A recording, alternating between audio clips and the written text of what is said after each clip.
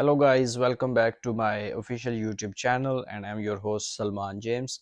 Thanks a lot for taking out your time and watching my videos. And I welcome you back to another amazing video and this video is about IELTS. तो IELTS कितनी किस्म का होता है उसके बारे में हम बात करेंगे। इसके लिए टिप्स और ट्रिक्स कौन कौन सी हैं कि जिनसे हम हायर बैंड जो है वो अचीव कर सकते हैं। हमें एकेडमिक आइल्स करना है या हमें जनरल आइल्स करना है और हमें किन किन कंट्रीज़ के लिए जो है या किन स्कॉलरशिप्स के लिए जो है वो आइल्स का करना ज़रूरी है। इस वीडियो में हम आज इसी पे बात करेंगे एंड इस वीडियो को एंड तक ज़रूर देखिएगा। बहुत ही अमेजिंग वीडियो होने वाला है क्योंकि बहुत सारी मेरी वीडियोस जो हैं उनको बहुत सारे लोग जो हैं वो फेसबुक या टिकटॉक या इंस्टाग्राम पे उसके हाइलाइट्स देखते हैं या छोटे क्लिप्स देखते हैं, कहीं से हाइलाइट्स देख लेते हैं तो then they put straight away question there without watching the full video.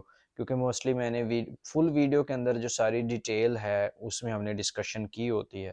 तो काइंडली इस वीडियो को एंड तक देखिएगा और उसके बाद if you still have any question you can of course write in the comments and I will try my level best to reach back to you. By the way, you can also follow me on Instagram, Facebook and TikTok and I will put all the handles in the description. और अब हम शुरू करते हैं आज की video. Okay, इस video की अगर हम बात करते हैं तो आइल्स बहुत सारे लोगों की मिसअंडरस्टैंडिंग और मिसकंसेप्शंस हैं कि जी मैं तो गांव से हूँ, मैंने उर्दू मीडियम से मैं पढ़ा हुआ हूँ, मैं पंजाबी मीडियम से पढ़ा हुआ हूँ और I don't have like burger friends. बैठना उठना मेरा उन लोगों के साथ नहीं है who use English in their normal language. तो ऐसा कुछ भी इशू नहीं है। अगर मैं अपनी बात करूँ तो मैं खुद गांव में पैदा हुआ था और मैंने मैट्रिक तक जो एजुकेशन है वो गांव में ही की थी और वहाँ पर इंग्लिश में जस्ट एक ही इंग्लिश सब्जेक्ट होता था, लाइक ऑल अदर सब्जेक्ट्स वर इन उर्दू, जिस तरह से पाकिस्तान में होता है क्योंकि हमारा उर्दू मीडियम स्कूल था। लेकिन उसके बावजूद भी मैंने जब आइल्स किया तो I scored very high band in that. तो फर्स्ट ऑफ ऑल तो मैं आपको ये बताना चाहता हूँ कि ये कोई भी बैरियर नहीं है that if you are from big city or you are from small town it doesn't make any difference। अगर आप आइल्स को करना चाहते हो तो आप उसको इजीली कर सकते हो, इसमें कोई भी मसला नहीं है। ये जस्ट ट्रिक्स हैं, टिप्स हैं थोड़ी सी, क्योंकि इसमें मोस्टली मॉड्यूल में ऐसा होगा कि आपको 40 क्वेश्चंस हैं एंड यू हैव 30 मिनट्स और 40 मिनट्स हैं और 40 क्वेश्चंस हैं। तो फिर वहाँ पर you have to be very sharp mentally तौर पे, you have to be present there.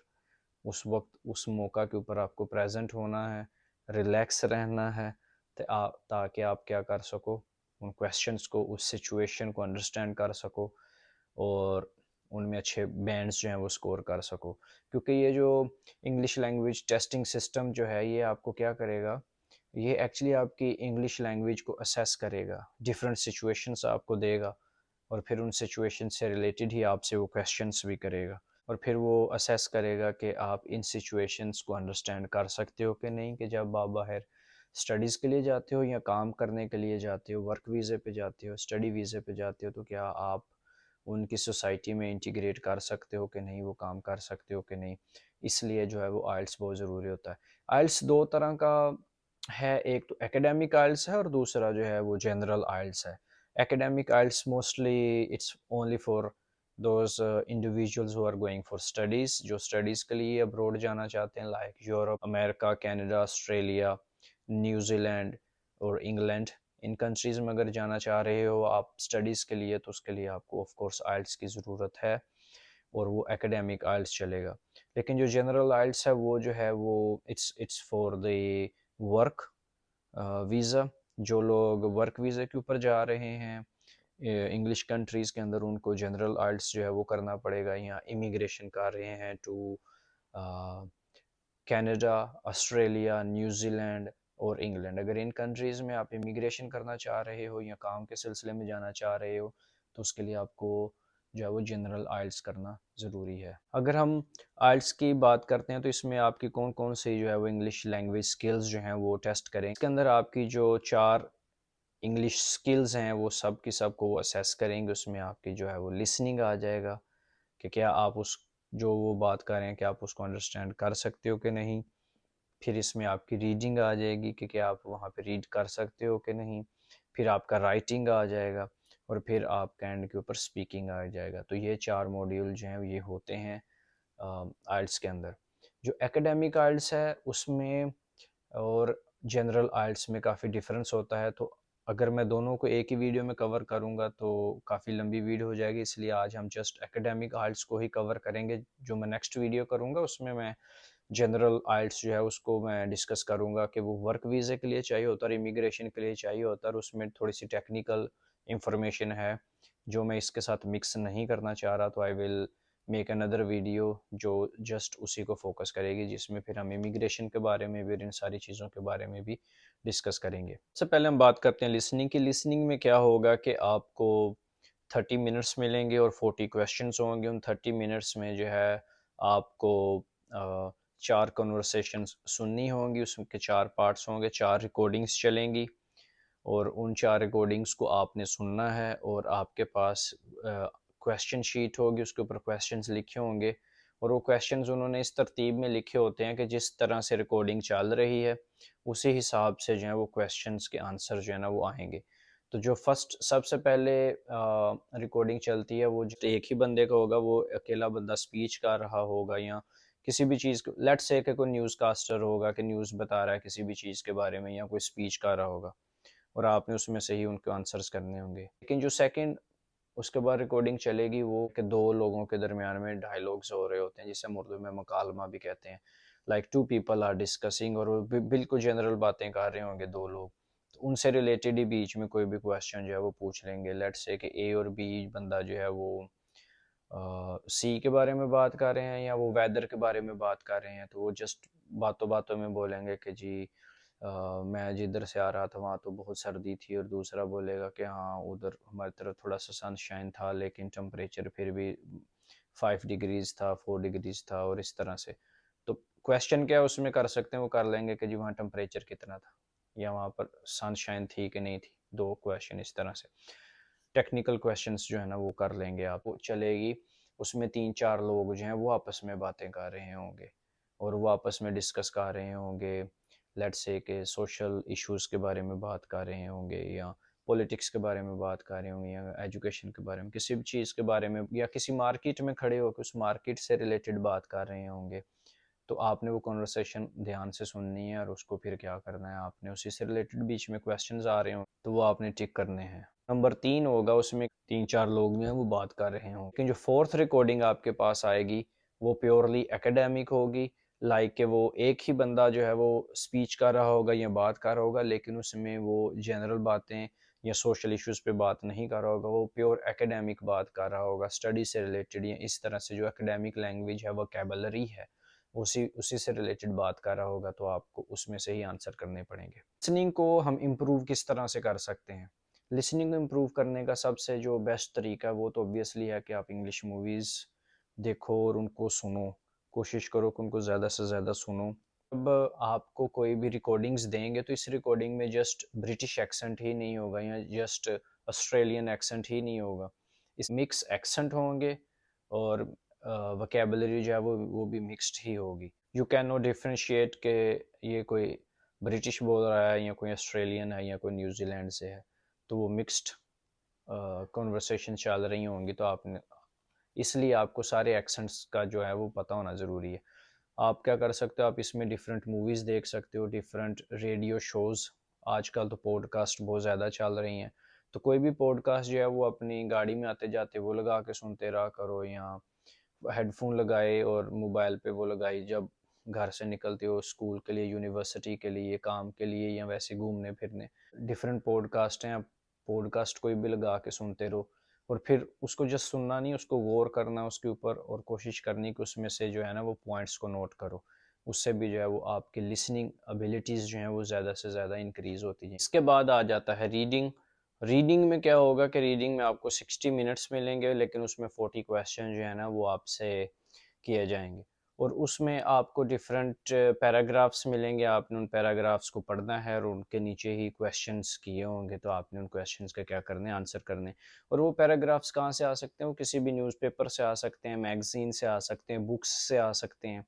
तो इसको भी इम्प्रूव करने का क्या तरीका, अगर आप मूवीज़ देख रहे हो तो उनके नीचे जो सब टाइटल्स जो हैं वो ऑन कर लो, सब टाइटल्स को देख देख के तो उनकी जो कन्वर्सेशन है, जो बात है, उसको पढ़ो, और फिर आपकी लिसनिंग भी इम्प्रूव हो रही है, और आपकी रीडिंग जो है, आपकी रीडिंग भी इम्प्रूव हो रही है, और आप उसी से जो है वो अपनी राइटिंग जो है वो भी इम्प्रूव कर सकते हो, कि उसको लिखने की भी कोशिश करो, मेमोराइज करने की कोशिश करो कि डिफरेंट सिनेरियो है। उससे भी ईजी है, आप 9th या 10th क्लास की इंग्लिश में भी पैराग्राफ्स हैं, तो आप वो पैराग्राफ ज़्यादा से ज़्यादा उनकी प्रैक्टिस करो, वो पैराग्राफ पढ़ो, और उसके नीचे ही जो क्वेश्चंस के आंसर्स हैं उनको सॉल्व करने की कोशिश करो, या इंग्लिश के न्यूज़पेपर्स जो हैं बाहर जाके वो पढ़ते रहो, कि इंग्लिश में ही ज़्यादा से ज़्यादा चीज़ें जो हैं आपने उसको पढ़ना है, क्योंकि कोई भी चीज़ जो है हम माँ के पेट से तो सीख के नहीं आते, यहाँ पर आके हमने प्रैक्टिस करनी होती है, practice makes a man perfect. तो आपने क्या करना है, जितनी ज़्यादा आपने प्रैक्टिस की होगी उतना ही बेनिफिशियल आपके लिए ये हो जाएगा। उसके बाद आ जाता है राइटिंग।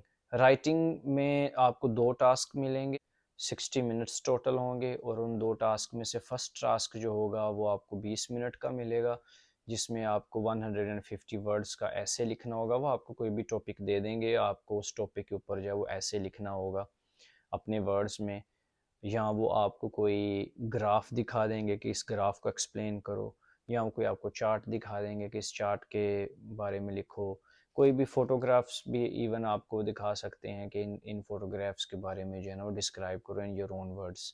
तो 20 मिनट्स होंगे आपके पास, और आपने उन 20 मिनट्स में क्या करना है कि जो भी आपको, अगर उन्होंने कोई पैराग्राफ दिया है या उन्होंने आपको कोई भी जो है वो टॉपिक दिया है, उस टॉपिक के बारे में आपने क्या करना है, डिस्कस करना होगा, लिखना होगा डिटेल में।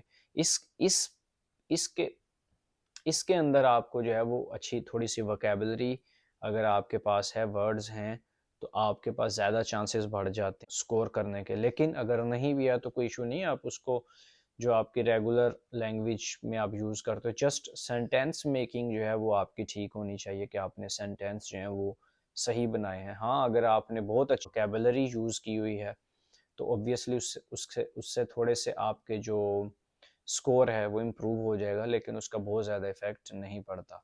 और फिर जो टास्क नंबर 2 होगा, इसमें आपको 40 मिनट का टास्क मिलेगा, और इसमें आपको 250 वर्ड्स का ऐसे लिखना पड़ेगा, वो भी सेम ही होगा। तो अभी हम लास्ट मॉड्यूल की बात करते हैं, जो कि है स्पीकिंग। के स्पीकिंग जो है वो 11 to 14 मिनट का आपका टेस्ट होगा, जिसमें जो एग्जामिनर होगा वो आपको डिफरेंट क्वेश्चंस करेगा, आपने उन क्वेश्चंस के आंसर करने होंगे, फिर वो आपको काउंटर क्वेश्चंस करेगा, और फिर वो सारे का सारा जितना भी आपका इंटरव्यू होगा स्पीकिंग का, वो सारा का सारा रिकॉर्डेड होगा। लेकिन वो जो एग्जामिनर उस वक्त है वो ऑब्वियसली उसको चेक नहीं करेगा, वो जस्ट उसको रिकॉर्ड करेगा और उसी तरह से आगे फॉरवर्ड कर देगा। ओके, मैं आपको इसका थोड़ा सा प्रैक्टिकल बता देता हूँ। लेट्स से 12 ओ क्लॉक आपका टाइम है, आपने जैसे ही 12 ओ क्लॉक डोर पे नॉक करोगे तो वो ऑलरेडी रिकॉर्डिंग ऑन कर देगा। जो आपका एग्जामिनर है वो जैसे ही दरवाज़ा खोलेगा तो वो आपको बता देगा कि मैंने रिकॉर्डिंग ऑन कर दी है। फिर वो अपने आप को इंट्रोड्यूस करेगा, माय नेम इज़ जैक, और फिर वो आपको वेलकम करेगा, welcome Salman, my name is Jack and I am your examiner for today. और ज़रूरी नहीं है कि जैक कोई इंग्लिश ही हो, पाकिस्तानी भी हो सकते। मेरी दफ़ा भी कोई पाकिस्तानी ही था, मैं नाम उसका भूल गया हूँ। खैर, क्योंकि उनके सूडो नेम्स जो हैं वो भी यूज़ किए जाते हैं। सूडो नेम्स मीन्स कि उन्होंने अपने उस काम के लिए नेम्स रखे होते। जैसे मैं जब कॉल सेंटर में काम करता था तो मुझे तो सूडो नेम रखने की ज़रूरत नहीं थी, क्योंकि मेरा सर नेम जो है वो जेम्स, या तो मैं जेम्स यूज़ करता था। ओके, तो वो आपको क्या करेगा, क्वेश्चंस करेगा, जो उसमें उसमें फिर 3 पार्ट्स होंगे। फर्स्ट में एग्जामिनर जो है वो आपको जस्ट थोड़ा सा रिलैक्स ही रखेगा, उसमें आपके जो बहुत फेमिलियर टॉपिक्स हैं, लाइक के हाउ इज़ योर फैमिली, आपकी फैमिली के बारे में 1-2 क्वेश्चन करेगा, हाउ इज़ योर स्टडीज़ के बारे में या काम के बारे में, और फ्रेंड्स के बारे में, आपकी हॉबीज़ के बारे में, कुछ जनरल क्वेश्चंस करेगा जो भी जिसमें आप बहुत कंफर्टेबल फील करते हो।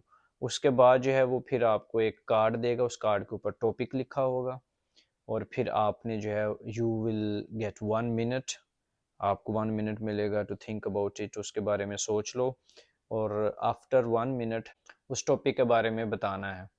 लेट्स से कि आपको टॉपिक मिल जाता है कि जी एटॉमिक एनर्जी, और मिल जाता है कि जी solar energy, democracy is best form और not, like I am just giving you an example, कि इस तरह से किसी भी तरह का टॉपिक जो है वो आपको मिल सकता है। आपको 1 मिनट मिलेगा, आपने उसके बारे में सोचना, माइंड बना लेना और उसके बाद आपने उस टॉपिक के बारे में बोलना है। वो थर्ड के ऊपर क्या करेगा, वो जिस टॉपिक के ऊपर आपने बोला हुआ है वो आपको उसी टॉपिक में से ही काउंटर क्वेश्चंस करेगा, उसी में से क्वेश्चंस करेगा। बहुत मिसकंसेप्शन ये है कि जी जो एग्जामिनर होता है वो तो हमें फेल करने के लिए बैठा होता है, ऐसा नहीं होता। एग्जामिनर जो होता है वो वहाँ पे आपकी हेल्प के लिए होता है। ऐसे ही एग्जामिनर को ये फीलिंग आएगी कि आप इस क्वेश्चन में थोड़ा सा फंस रहे हो या स्ट्रगल कर रहे हो, तो जो नेक्स्ट क्वेश्चन करेगा वो बहुत इजी क्वेश्चन कर देगा। एक दो क्वेश्चन आपको इजी करेगा, जैसे ही उसको फील होगा कि now you are feeling relax और आपका रिदम वापस आ गया, तो then he will ask you little bit more difficult question. लेकिन क्योंकि जितने डिफिकल्ट क्वेश्चंस वो आपसे करेगा उतनी ही जो आपका हायर स्कोर करने का जो चांसेस हैं वो बढ़ जाते हैं, क्योंकि जितना ज़्यादा टेक्निकल क्वेश्चन होगा उसके ऊपर ओबियसली आपका माइंड जो है या आपकी इंग्लिश स्किल्स जो हैं, थिंकिंग एबिलिटी जो है वो ज़्यादा असेस कर सकेंगे वो लोग, वो ज़्यादा बाहर निकल के आएगी और वो उनको फिर इस चीज़ से आइडिया होगा कि अगर ये हमारी सोसाइटी में, हमारी यूनिवर्सिटी में आ रहा है, एकेडमिक स्टडीज़ के लिए आ रहा है, तो इन चीज़ों को, ये टेक्निकल चीज़ों को भी अंडरस्टैंड कर सकता है। यही 4 मॉड्यूल हैं, आपको इन चारों में ही अच्छा स्कोर करना पड़ेगा। टोटल इसका ऑब्वियसली 9 बैंड्स हैं। हर एक जो है मॉड्यूल जो है रीडिंग, राइटिंग, लिसनिंग, स्पीकिंग, इन सब के क्या होंगे, अलग-अलग से आपको बैंड्स मिलेंगे, स्कोर मिलेंगे और ओवरऑल जो है वो भी आपको स्कोर मिलेगा। यूरोप में मोस्टली 6.5 जो है वो रिकमेंडेड है, 6 पर भी हो जाते हैं आपके admission, like but the minimum is 6 और मैक्सिमम तो जितना वो कहते हैं गुड़ डालो उतना ही मीठा होगा। लेकिन ऑस्ट्रेलिया जो है वहाँ की रिक्वायरमेंट्स डिफरेंट है, वहाँ पर आपको 6 या 7 के साथ स्कॉलरशिप्स नहीं मिलती। अगर आपको स्कॉलरशिप्स चाहिए तो उसके लिए आपको जो है वो 8 प्लस बैंड आपको जो है वो स्कोर करने पड़ते हैं तभी, क्योंकि क्योंकि वहाँ पर जो उनकी लैंग्वेज रिक्वायरमेंट्स हैं वो बहुत टफ़ हैं, लेकिन यूरोप में वो इतनी टफ़ नहीं है। I hope this video will make sense to you.